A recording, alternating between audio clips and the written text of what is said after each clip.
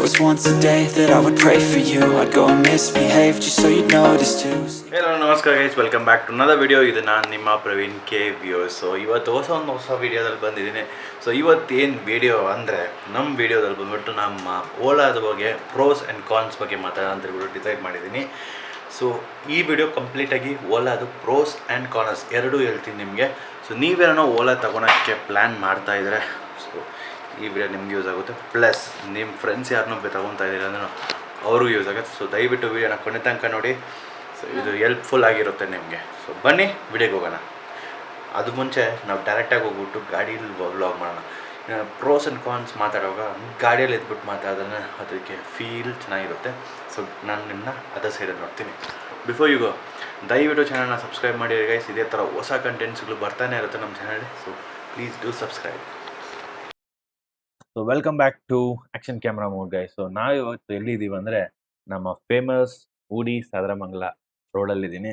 So ಈ road ನೀವು ನೋಡಿರ್ಬೋದು, ನಮ್ಮ ಹಳೆ ವಿಡಿಯೋ ಚಾನಲಲ್ಲಿ ಇತ್ತು, ನಮ್ಮ ಹೊಸ ಚಾನಲ್ ಇದೆ. ಈ ರೋಡ್ ಬಂದ್ಬಿಟ್ಟು 4-5 ಇಯರ್ಸ್ ಆಯಿತು, ಇದುವರೆಗೂ ರೆಡಿ ಆಗಿಲ್ಲ, ಹಂಗೇನೆ ಬಿದ್ದಿದೆ ಇದು.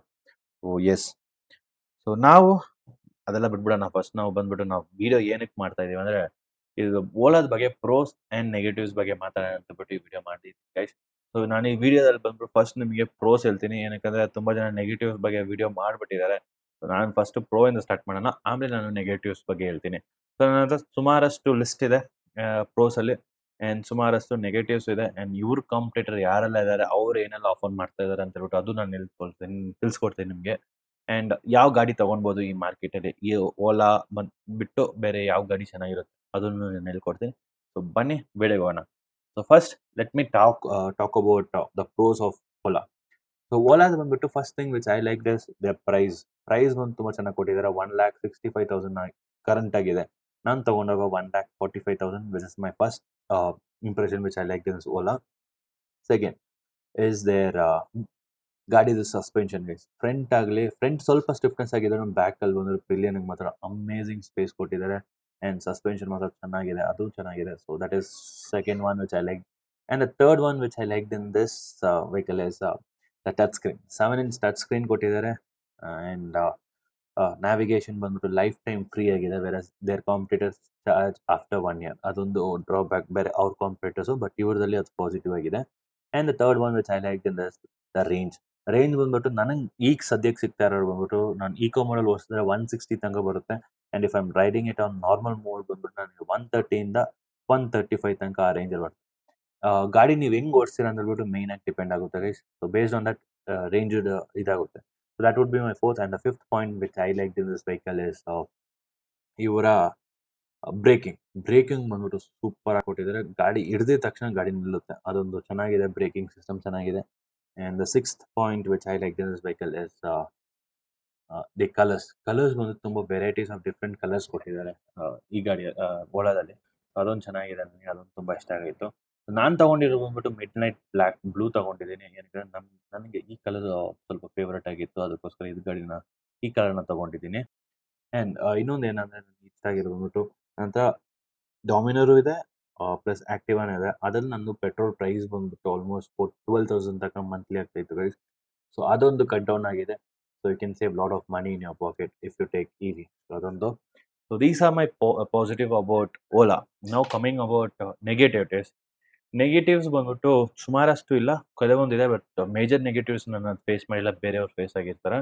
So first thing which I face in this build quality ಬಂದ್ಬಿಟ್ಟು ಅಷ್ಟು ಚೆನ್ನಾಗಿಲ್ಲ ಗೈಸ್. ನೀವೇನೋ ಬಂಪಿ ರೋಡಲ್ಲಿ ಹೋಗ್ತಾ ಇದ್ದೀರಾ ಅಂದರೆ ಗಾಡಿನ ಬಂದ್ಬಿಟ್ಟು you can feel that sound. Plastic ಬಂದ್ಬಿಟ್ಟು ಎಲ್ಲೋ ಒಂದು ಕಡೆ ಕಟ್ ಕಟ್ ಕಟ್ ಅಂತ ಸೌಂಡ್ ಬರುತ್ತೆ, ಅದೊಂದು ಚೆನ್ನಾಗಿಲ್ಲ ಬಿಲ್ಡ್ ಕ್ವಾಲಿಟಿ, ಅದೊಂದು. And the second one is the speakers ಬಂದು ನೀವೇನೋ ಪ್ರೆಷರ್ ವಾಶ್ ಮಾಡಿಬಿಟ್ರೆ ಅದೊಂದು ಹೋಗ್ಬಿಡುತ್ತೆ. ಇದರಲ್ಲಿ ಪಾಸಿಟಿವ್ ಇದೆ, ನೆಗೆಟಿವ್ ಇದೆ. ಸೊ ಅದೊಂದು. And the third point is ಇವರ ಟೈರ್ ಬಂದು ನಾರ್ಮಲ್ ರೋಡಲ್ಲಿ ಬಂದು ಸೂಪರ್ ಆಗಿರುತ್ತೆ. But if you are riding it on a muddy road then it's a very dangerous tyre which I could say, because ನಾನೇ 2-3 ಸಲ ಗಾಡಿ ಬ್ಯಾಲೆನ್ಸ್ ಔಟ್ ಆಗ್ತಿತ್ತು. So ಅದೊಂದು. And the fourth point which I don't like in this vehicle is seats. ಇವರು seat ಬಂದ್ಬಿಟ್ಟು ನೀವೇನೋ long tour ಹೊಡಿತೀರ ಅಂದರೆ ನಿಜವಾಗ್ಲೂ ಆ ಸೀಟು ತುಂಬ plastic, very thin layer of foam ಕೊಟ್ಟಿದ್ದಾರೆ. ಆ ಪ್ಲಾಸ್ಟಿಕ್ ಬಂದು ಈಸಿಯಾಗಿ ಬಂದ್ಬಿಟ್ಟು ನಿಮ್ಮನ್ನ it hurts you. So you can guess it. ನಾನು ಏನು ಹೇಳ್ತಾ ಇದ್ದೀನಿ ಅಂತ. That would be my fourth point. And the fifth point which I didn't like in this vehicle is ಕೆಲವೊಂದ್ಸಲಿ ಇವರೇನೋ ಅಪ್ಡೇಟ್ ಕೊಟ್ರೆ ಗಾಡಿ ಬಂದ್ಬಿಟ್ಟು ಸ್ಟಕ್ ಆಗುತ್ತೆ and you have to restart it.